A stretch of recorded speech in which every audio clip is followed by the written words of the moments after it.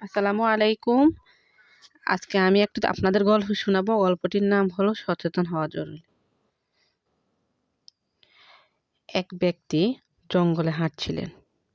হঠাৎ দেখলেন এক সিংহ তার পিছু নিয়েছে। তিনি প্রাণ ভয়ে দৌড়াতে লাগলেন। কিছুদূর গিয়ে একটি পানিহীন কুয়া দেখতে পেলেন।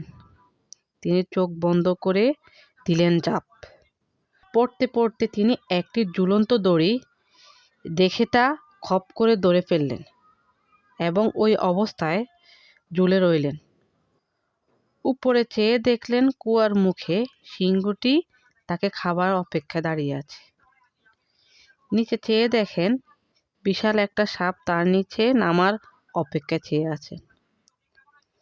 বিপদের উপর আরো বিপদ হিসেবে দেখতে পেলেন একটি সাদা আর একটি কালো ইঁদুর তার দড়িটি কামড়ে চিড়ে ফেলতে চাইছেন। এমন হিমশিম অবস্থায় কি করবেন যখন তিনি বুঝতে পারছিলেন না, তখন হঠাৎ তার সামনে কুয়ার সাথে লাগানো গাছে একটি মৌচাক দেখতে পেল। তিনি কি মনে করে সেই মৌচাকের মধু আঙ্গুলে ডুবিয়ে তা চেটে দেখলেন। সেই মধুর মিষ্টতা এত বেশি ছিল যে তিনি কিছু মুহূর্তের জন্য উপরের গর্জনরত সিংহ, নিচের হা করে থাকা সাপ আর দড়ি কাটা ইঁদুরের কথা ভুলে গেলেন। ফলে তার বিপদ অবশ্যম্ভাবী হয়ে দাঁড়ালো। এই সিংহটি হচ্ছে আমাদের মৃত্যু, যে সর্বক্ষণ আমাদের তাড়িয়ে বেড়াচ্ছে। সেই সাপটি হচ্ছে কবর, যা আমাদের অপেক্ষায় আছে। দড়িটি হচ্ছে আমাদের জীবন, যাকে আশ্রয় করে বেঁচে থাকা।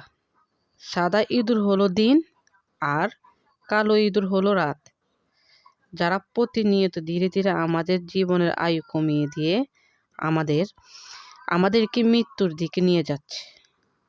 আর সেই মৌচাক হলো দুনিয়া, যার সামান্য মিষ্টতা পরখ করে দেখতে গেলেও আমাদের ওই চতুর্মুখী ভয়ানক বিপদের কথা ভুলে যাওয়াটাই বাধ্য। তাই আমাদের সচেতন হওয়া জরুরি। ধন্যবাদ সবাইকে। হ্যালো বন্ধুরা, আমরা এই গল্প থেকে কি শিক্ষা নিলাম? গল্পটি কেমন হয়েছে লাইক কমেন্টে জানাবেন। আসসালামু আলাইকুম।